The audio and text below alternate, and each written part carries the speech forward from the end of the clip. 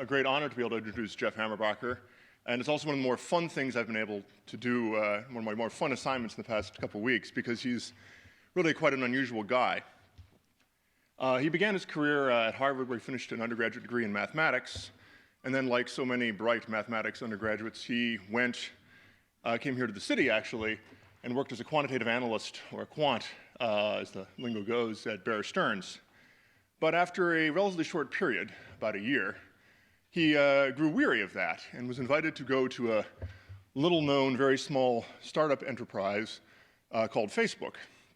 He was a very early employee there, and he was charged with a very interesting and specific task, which really I think has probably colored his career since then, and will form some of the background to what he'll tell us today. The job was pretty much to take note of the fact that users at Facebook were doing something which had not been seen previously in the history of the internet, and that is they were putting in data on their own, putting in content at an exponentially increasing rate. That was different than a lot of the way data had been aggregated on the net so far, and that users were doing it. And Jeff was brought there to conceive, design, and lead a data team to make sense of that data and understand how it could be used. He did that for quite a few years, and then in 2008, basically, I think, got the itch to look at other types of data and to take some of the learnings from Facebook and apply them at other organizations and other industries and other disciplines. So he actually founded a company called Cloudera, where he is currently founder and chief scientist. And he's been working to deploy the sort of infrastructure he developed at Facebook across many industries, from healthcare to everything else. And even more recently, he's gotten into healthcare data and biological data and genomic data by accepting an appointment here at our Institute for Genomics and Multiscale Biology as an assistant professor. Along the way, he has been teaching a course in data science at the University of California, Berkeley, not a shoddy computer science department. And in addition to that, is really just generally regarded as one of the foremost data scientists in the world today. Thank you, Andrew, for the introduction, and thanks everyone for having me. Especially thanks to Ken and Dennis for taking a chance on me. The last time I worked for an institution in New York, as Andrew mentioned, it disappeared in 2 years, so pretty certain that's not going to happen to Mount Sinai. Very enlightening conversation once with an early Facebook executive where I sat down with him and I asked him, do you think we'll ever be like Google and we'll have offices all over the world and engineers working out of them? And he turned to me and he said, well, we'd love to have every great engineer in the world working for Facebook, but we just don't want to have to pay their salary.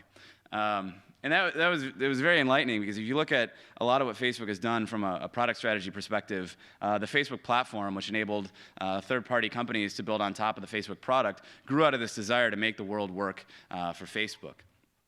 And if you look at what they've done from an infrastructure perspective, you see the same philosophy reflected. So all the software that we built out for data storage and analysis was open source. And because it was an open source project, we received contributions not just from employees of Facebook, but also employees of a large number of other institutions.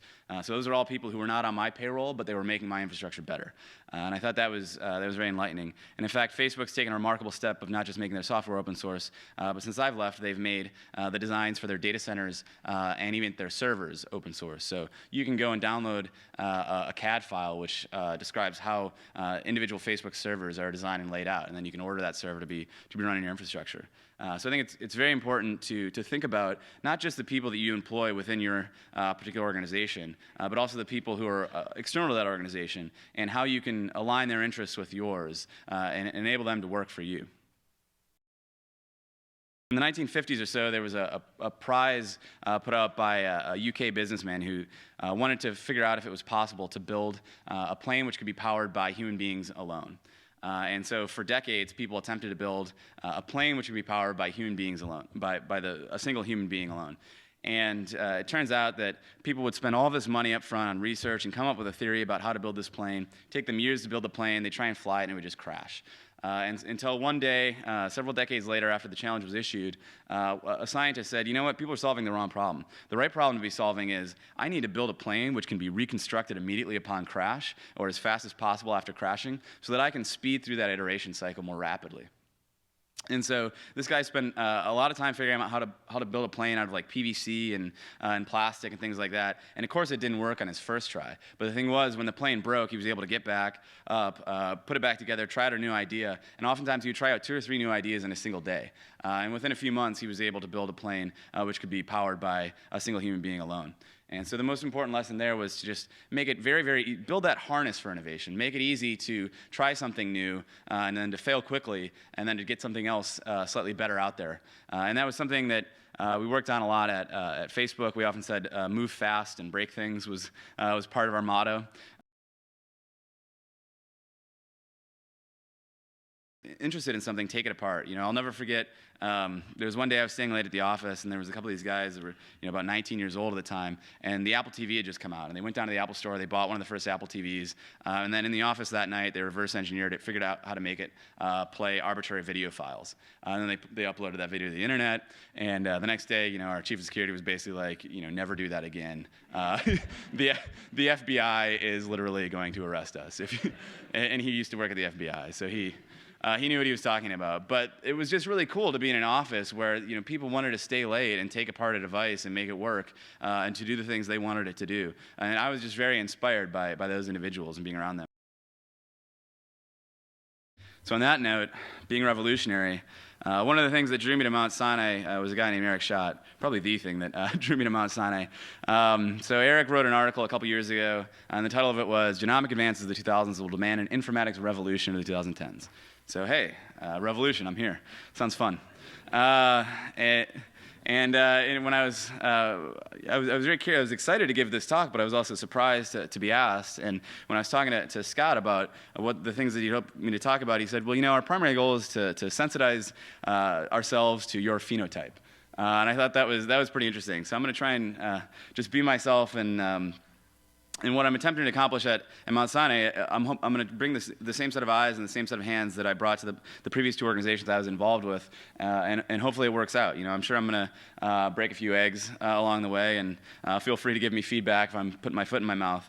But I'm going to do my best over the next couple years to help lead this, or at least enable this revolution here at Mount Sinai. Likes to talk a lot about disease weather map. There's some folks at the Global Viral Forecasting Institute who have actually built a nonprofit around anytime there's an outbreak, anytime there's a weird virus which starts killing people, those guys go, they sequence it, and they build this database of, hey, these are all the weird viruses which are cruising around hurting people. So we've kind of built this global infrastructure for measurement of viruses. Looking at things like weather and seeing that we already have this remarkable global infrastructure, and then looking at something like health and recognizing that we don't. And if I think about the fact that there are servers at Facebook about which the world knows more than my body or your body or anyone's body, it's very frustrating to me. We've not invested nearly as much, I think, in the digitization of a human being as we've invested in the digitization of many other things in the world. So.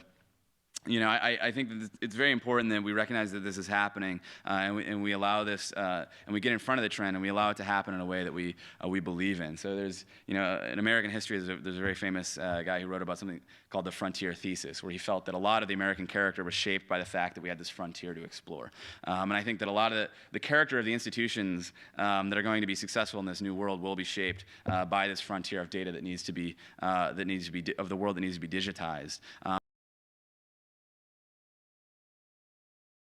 Through this process of digitizing reality that we'll be faced with as a society, and we can't ignore that it's happening. We need to address the fact that it's happening and try and prevent some of these regrettable outcomes from occurring. And I really urge anyone who's interested in this problem to read, there's an epilogue in Mirror Worlds, which is a discussion between a computer science professor and a humanities professor. And it's a humanities professor voicing his concerns about, okay, I believe you that Mirror Worlds will happen, but I don't think it's a good thing. Here are all the things that I'm concerned about, and I think that those concerns are very real, and they're not just concerns about a violation of privacy, but they're genuine concerns about our actual engagement with physical reality and our ability to feel things like emotion. So. I think that we live in remarkable times, and I'm very excited to be part of a remarkable organization in Mount Sinai, which is, I think, devoted to riding this wave and not just complaining about it. And I look forward to working with all of you and hopefully enabling many of you to enable Mount Sinai to capture as much value as we can from this process. So I haven't looked at healthcare data enough to know in great detail the differences, but the primary difference that I see is the problem of sort of structured taxonomies or ontologies or controlled vocabularies. So the fact that in healthcare, there are all these entities about which we'd like to speak, and we want to make sure that we're using the same language across different organizations. So that whole problem of sort of taxonomy integration or the semantic web, what have you, I think is very real in biology, and it wasn't as real for me in the web domain. So I think that's a very unique feature of biological data. And the fact that there are entire classes of entities about which we don't even know. So things like the germ theory of disease. We didn't even know germs existed until there was some biological research. So I'm excited to be part of a world in which we might discover that we've been looking at the wrong locus of agency. So those are the two biggest differences I see.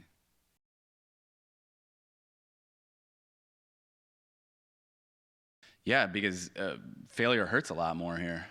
I think if you push an update to Facebook, so I'll never forget the day that I was at Facebook and we pushed an update so there are these caches which make it faster to serve your data back out to you. But those, and we accidentally removed, essentially, you started seeing data out of the caching system which wasn't yours. So people were seeing messages that weren't theirs, et cetera. And it was a huge issue. And I would actually been working, it was literally the morning the next day, I'd worked through the entire night. And I just remember just sitting in the chat rooms just being like, holy cow, this is a really bad thing.